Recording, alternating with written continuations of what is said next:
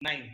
Question number 9 में कहता है बेटा आपसे y equals to 4 sin theta, y equals to 4 sin theta upon 2 plus cos theta plus cos theta minus theta. ये function हमें दिया है y is equal to 4 sin theta upon 2 plus cos theta minus theta is an increasing function of theta, और आपका function जो लाई करना चाहिए 0 से पाई बाय 2 में लाई करना चाहिए, ये बोला है उसने। ये फंक्शन इंक्रीज होगा तो आपके भी 0 से पाई बाय 2 में लाई करेगा, ये आपको प्रूव करना है। Now you have to prove that the theta is lie between 0 to pi by 2, so the function is increasing. First of all क्या करेंगे बेटा, यहाँ पर y equals to this differentiation करेंगे, तो y डैश लगा देता हूं मैं, नीचे वाले का स्क्वायर 2 प्लस cos थीटा का होल स्क्वायर, क्या आ गया हमारे पास 2 प्लस cos थीटा का होल स्क्वायर, ऊपर कितना आएगा बेटा 2 plus cos theta, 4 sin theta का क्या होगा 4 cos थीटा।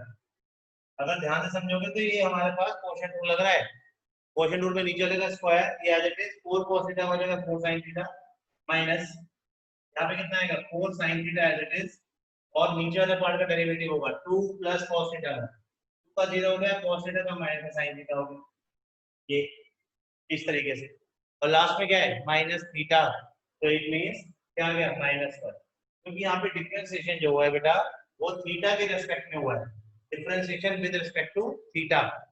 देखिए मल्टीप्लाई करेंगे sir, 4 to 8 cos theta plus 4 cos square theta plus 4 sin square theta divide by plus cos theta का होल स्क्वायर माइनस 1। ये आपके पास आंसर आ गया। Now first of all we have to apply the identity of 4 cos square theta plus 4 sin square theta, ये क्या हो जाएगा 4। अगर आप यहाँ से 4 कॉमन ले लेते हैं तो अंदर बचेगा cos square theta plus sin square theta, वो क्या हो जाएगा 1। It means 8 cos theta plus 4, ये 4 अगर आपको समझ में आ गया हो तो मैंने यहाँ से 4 कॉमन लेके आइडेंटिटी लगाई है sin square theta plus cos square theta on 2 plus cos theta का होल स्क्वायर, लास्ट में क्या है -1। ये -1 प्रॉब्लम क्रिएट करेगा, इसलिए क्या करेंगे हम पहले एलसीएम ले लेंगे, यहाँ पे क्या करेंगे 1 लगा करके एलसीएम लेंगे, तो यहाँ आएगा 2 प्लस cos थीटा का whole square, 2 plus cos theta का होल स्क्वायर, तो यहाँ पर कितना आ जाएगा 8 cos थीटा प्लस 4 एंड यहाँ पर कितना आएगा -2 प्लस cos थीटा का whole square, 2 plus cos theta का होल स्क्वायर। आगे देखिए इसके अंदर आइडेंटिटी अप्लाई करो, यहाँ पर आ गया 8 cos थीटा प्लस 4। अब यहाँ पर जब आइडेंटिटी अप्लाई करोगे माइनस के अकॉर्डिंग तो पार्ट में यहाँ पर इधर देख लीजिए, यहाँ पर आ जाएगा 8 cos theta plus 4 minus minus के अकॉर्डिंग में इसके आइडेंटिटी अप्लाई करूंगा, सारी वैल्यू माइनस में कर दूंगा क्योंकि बाहर एक माइनस है, यानी कि a square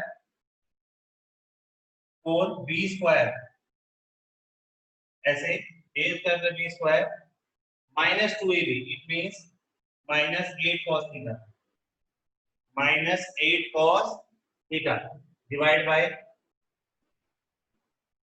2 plus cos theta का होल स्क्वायर। ठीक है, अब इसमें क्या होगा बेटा 4 से 4 कैंसिल हो गया, cos थीटा से cos थीटा भी कैंसिल हो गया, क्या बचा हमारे पास minus cos square theta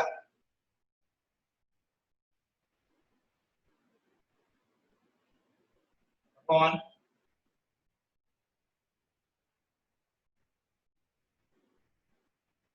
2 plus cos theta. नहीं,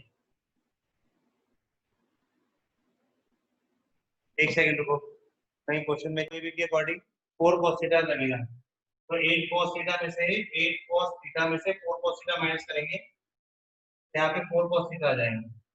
देखिए कैसे करेंगे, 4 cos theta minus cos square theta, ये आएगा, यहाँ से cos थीटा कॉमन ले लेंगे, जैसे cos थीटा कॉमन लेंगे 4 माइनस cos थीटा आ जाएगा divide by 2 plus cos theta का होल स्क्वायर।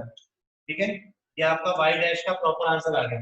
अब जब y डैश का आंसर आएगा तो करेंगे क्या, हमें प्रूफ जो करना है उसके अकॉर्डिंग चलेंगे। नीचे है 2 प्लस कॉस थीटा का होल स्क्वायर, ये कभी नेगेटिव नहीं होता। 2 प्लस कॉस थीटा का whole square can't be negative. दूसरी बात, यहाँ पर जो लिखा है 4 माइनस कॉस थीटा, ये भी कभी नेगेटिव नहीं होगा। क्यों नेगेटिव नहीं होगा, क्योंकि कॉस थीटा की रेंज होती है -1 से 1, और उसके बीच में जो भी वैल्यू आ जाए अगर वो 4 से माइनस होगा तो वो भी अपने आप पॉजिटिव हो जाएगा।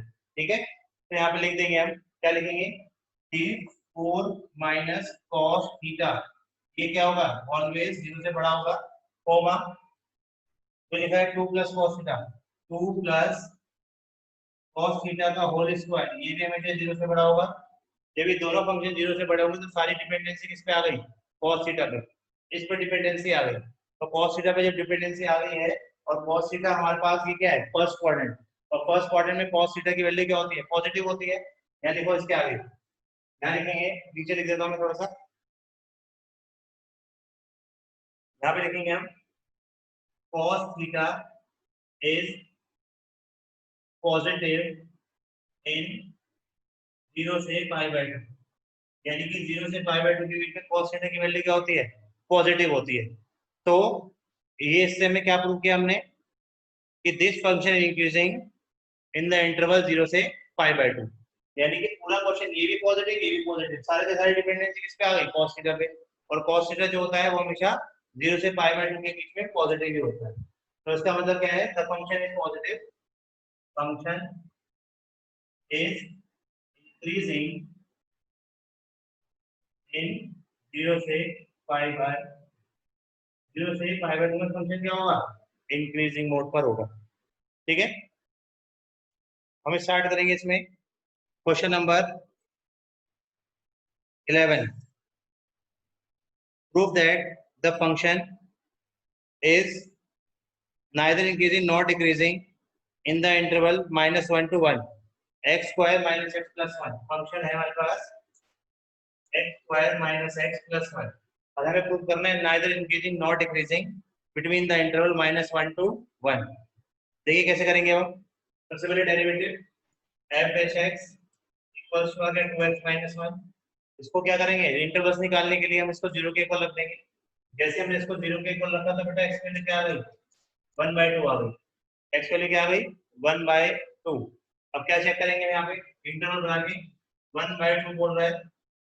ठीक है, अब 1/2 से यहाँ कितना आएगा, -∞, तो यहाँ कितना आएगा, +∞। एक साइड आ गया -∞, और एक साइड कितना आ गया, +∞। ठीक है, इसे सॉल्व करने के लिए क्या करेंगे हम, इंटरवल्स बनाएंगे। या उसने जो बोला है -1 to 1, क्या बोला है, -1 से +1, तो -1 से +1 भी ले सकते हो आप, जैसे कि यहाँ पर तुमने बोला है -1 और +1, खाली हमें यहीं पे चेक कराना है तो यहाँ पर भी चेक कराओ, कोई दिक्कत नहीं है। उसने जो बोला है उसके अकॉर्डिंग चलो, -1 से 1/2 के बीच में एक इंटरवल ले लेते हैं, और 1/2 से 1 के बीच में एक इंटरवल ले लेते हैं।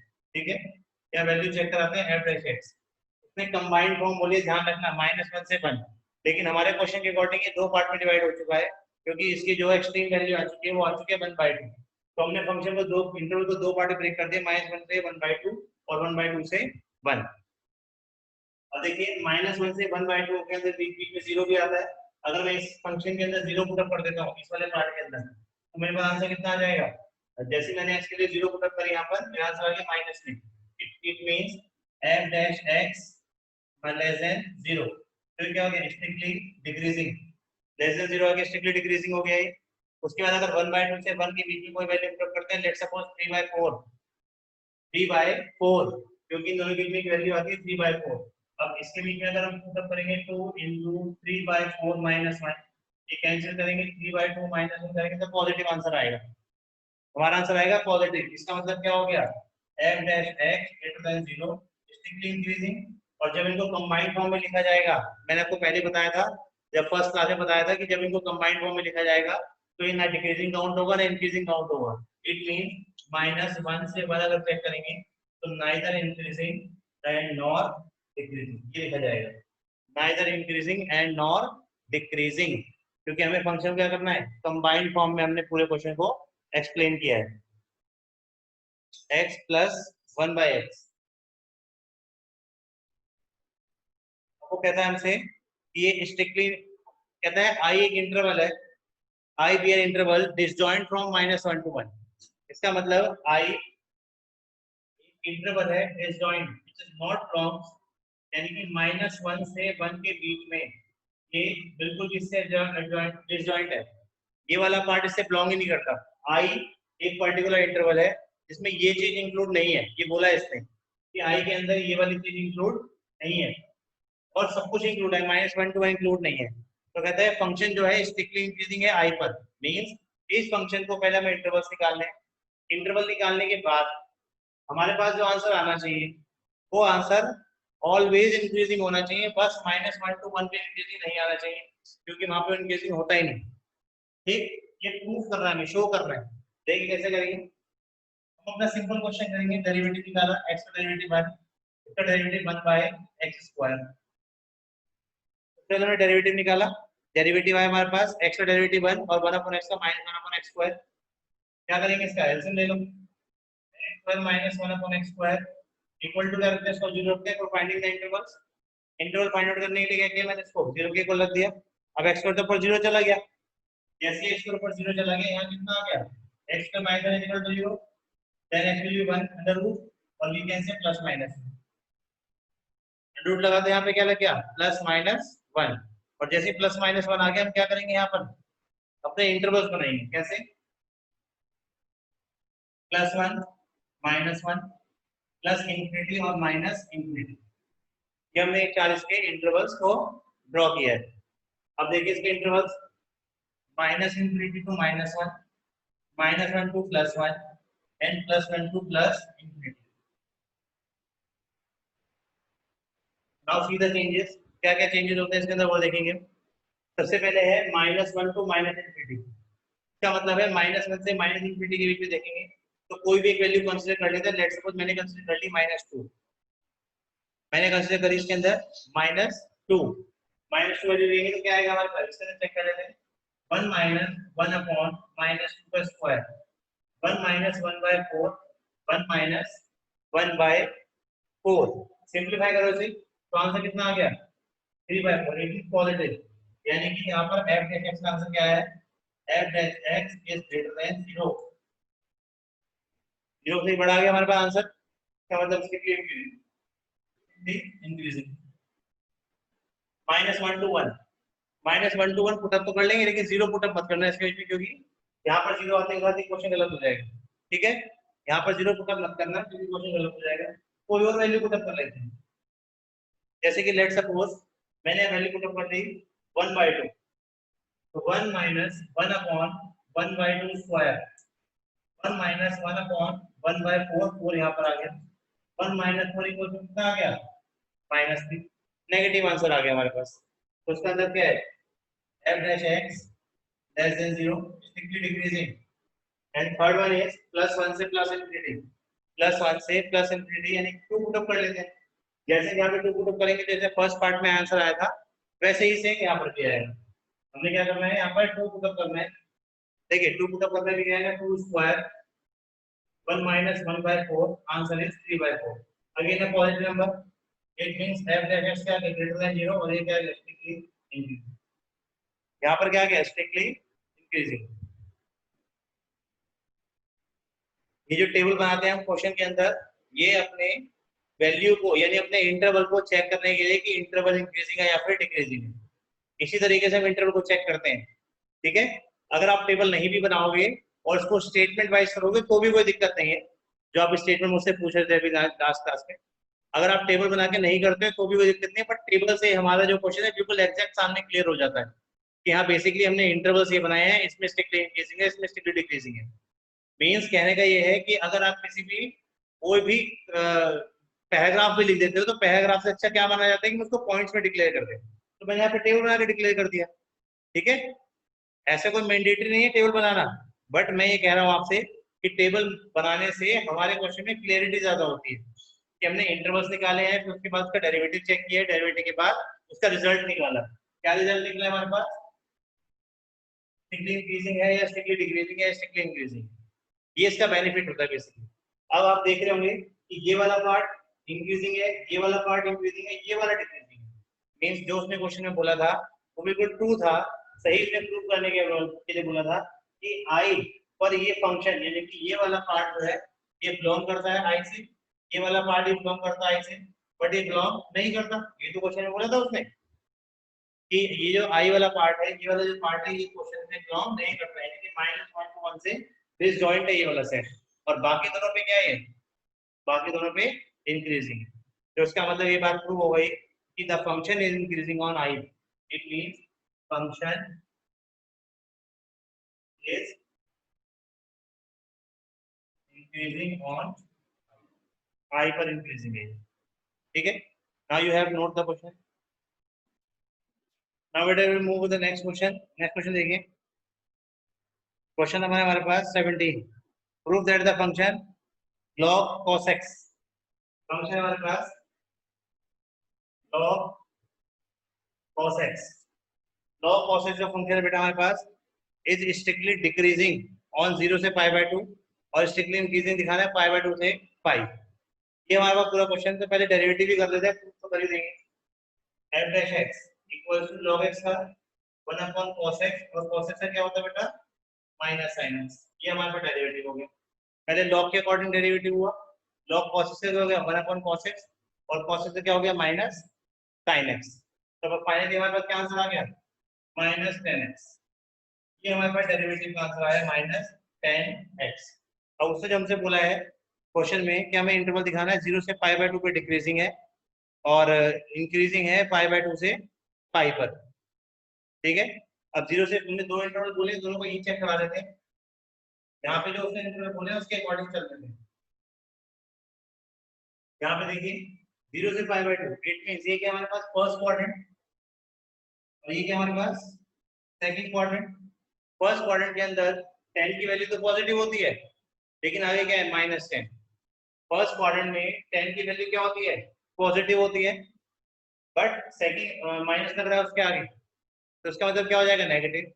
देखिए 10x is greater than 0 in first quadrant, ये हमें पता है कि फर्स्ट क्वाड्रेंट में 10x की वैल्यू ग्रेटर देन 0 होती है, लेकिन यहाँ क्या लग रहा है माइनस, तो हमें क्या करना पड़ेगा दोनों जगह माइनस से मल्टीप्लाई करना पड़ेगा। और इनइक्वालिटी का रूल होता है कि अगर हम बोथ साइड माइनस से मल्टीप्लाई करते हैं तो हमारा इनइक्वालिटी का साइन चेंज हो जाता है। देखिए कैसे, यहाँ पर कितना आएगा माइनस का 10x, तो इनइक्वालिटी का साइन चेंज हो गया। क्या मतलब क्या हो गया लेस देन, यानी कि हमारे पास f dash x की वैल्यू क्या आ गई less than 0, strictly decreasing in first quadrant. Second में बात करते हैं तो यहाँ पर 10x के लिए नेगेटिव होती है, 10x क्या होता है less than 0 in second quadrant, ये हमें पता है। सेकंड क्वाड्रेंट के अंदर इसके लिए क्या होती है नेगेटिव होती है। ठीक है, दोनों जगह माइनस से मल्टीप्लाई कर देते हैं, तो बेटा कितना आएगा -10x ग्रेटर देन 0 हो जाएगा। जैसे हमने माइनस से मल्टीप्लाई किया तो यहाँ पे क्या आ गया ग्रेटर देन 0, इसका मतलब क्या होगा f dash x greater than 0। यहाँ क्या है स्ट्रिक्टली डिक्रीजिंग। तो हमने क्या किया टेबल बना दी और आपको वेरीफाई भी करके दिखा दिया कि किस तरीके से हम यहाँ पर स्ट्रिक्टली इंक्रीजिंग और स्ट्रिक्टली डिक्रीजिंग दिखाएंगे। ठीक है, हमारे पास फंक्शन है ऊपर, फंक्शन है x³ - 3x² + 3x - 100, और we have to prove that it is increasing in r। मतलब this is a function, this is a increasing function we can say, क्योंकि ये हर टाइम पर इंक्रीजिंग रहेगा। वो कैसे प्रूव करेंगे, देखिए f dash x equals to क्या होगा 3x² - 6x + 3, ये आ गया हमारे पास। इसके बाद क्या करेंगे यहाँ पे -3 कॉमन ले लेते हैं। जैसे में 3 कॉमन लेंगे x² - 2x + 1, ये आइडेंटिटी में ये x - 1 के होल स्क्वायर की इक्वल्स क्या रखेंगे 0, सो दैट x - 1 का होल स्क्वायर क्या हो गया 0, x - 1 का होल स्क्वायर क्या हो गया 0। उसके बाद क्या करेंगे, अगर आप सॉल्व करना चाहते हो तो x की वैल्यू कितनी आ जाएगी, स्क्वायर रूट आएंगे, x की वैल्यू आ गई 1, x की वैल्यू क्या आ गई 1, इंटरवल बनाते हैं 1 से -∞, और ये क्या है +∞, तो आ गया हमारे पास। उसके बाद हम यहाँ पे इंटरवल नोट कर लेते हैं -∞ to 1 और 1 to +∞, लाइक दिस, -∞ से 1 और 1 से +∞, चेक कर लेते हैं। अब -1 से अगर -1 से अगर -∞ की तरफ जाते हैं तो हमारे पास 0 भी आता है। अगर मैं 0 पुट अप कर देंगे इस वाले फंक्शन में यहाँ पर, 0 इस वाले फंक्शन में 0 पुट अप करेंगे तो आएगा आंसर पॉजिटिव, क्योंकि स्क्वायर कांड में नेगेटिव। f डैश x क्या आ गया बेटा, ग्रेटर देन 0 आ गया। और 1 से प्लस इनफिनिटी की तरफ बढ़ेंगे तो भी हमारा फंक्शन क्या होगा, इंक्रीजिंग ही होगा। रीजन सुनिए इसका, कि जैसे मैंने यहाँ पे प्लस में वैल्यू ली कोई 2 3 4 व्हाटएवर, तो यहाँ पर हमेशा क्या आंसर आ जाएगा, प्लस में आ जाएगा। ठीक है, तो अब हम क्या करेंगे, यहाँ पर ये दोनों के दोनों आंसर आ चुके हैं, ये भी स्ट्रिक्टली इंक्रीजिंग है और ये भी स्ट्रिक्टली इंक्रीजिंग है, तो इसका मतलब ये फंक्शन ऑलवेज इंक्रीजिंग रहेगा। ये जो फंक्शन है हमारे पास ऑलवेज क्या रहेगा, इंक्रीजिंग रहेगा, डिक्रीजिंग आएगा ही नहीं, क्योंकि स्क्वायर कभी भी नेगेटिव इसको होने ही नहीं देगा। It means function is increasing on r on any real value, on any real value the function is increasing। ठीक है,